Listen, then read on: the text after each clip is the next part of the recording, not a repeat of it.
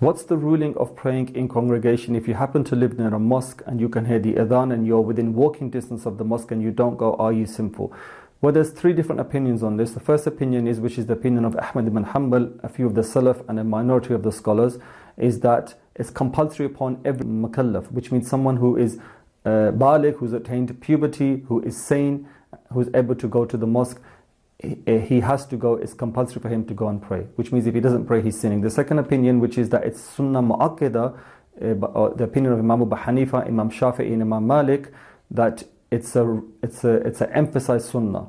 Now, emphasized sunnahs, if you don't do them a few times, it starts to become sinful. The third opinion is that it is fard kifaya, which is that as long as some people in your community form a congregation and pray, then that community is sound.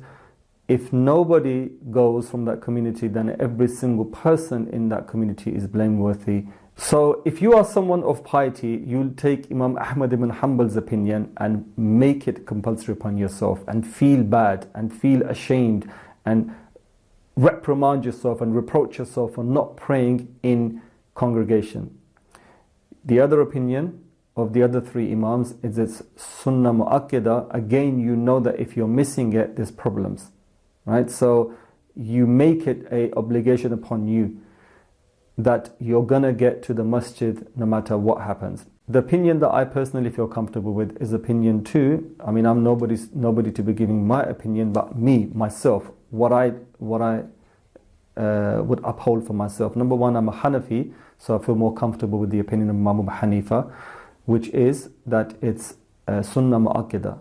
So I make it upon myself that I have to get to the mosque to pray. If I'm sitting at home doing nothing, I would feel very bitter and very sad and blame myself for not getting to the masjid and praying in a congregation.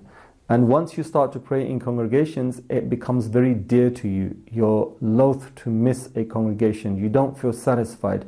You don't feel connected.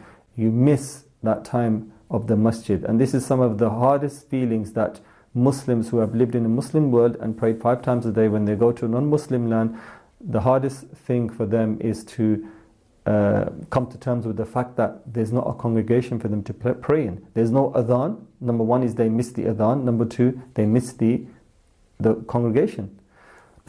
So may Allah give everybody tawfiq to follow the opinion of Ahmad ibn Hanbal, where he said it's compulsory. And if not, then to follow the opinion of Imam Abu Hanifa, Imam Shafi'i, Imam Malik, where you have to, where it's a sunnah mu'akkada and you have to pray behind the imam in congregation as opposed to praying at home by yourself.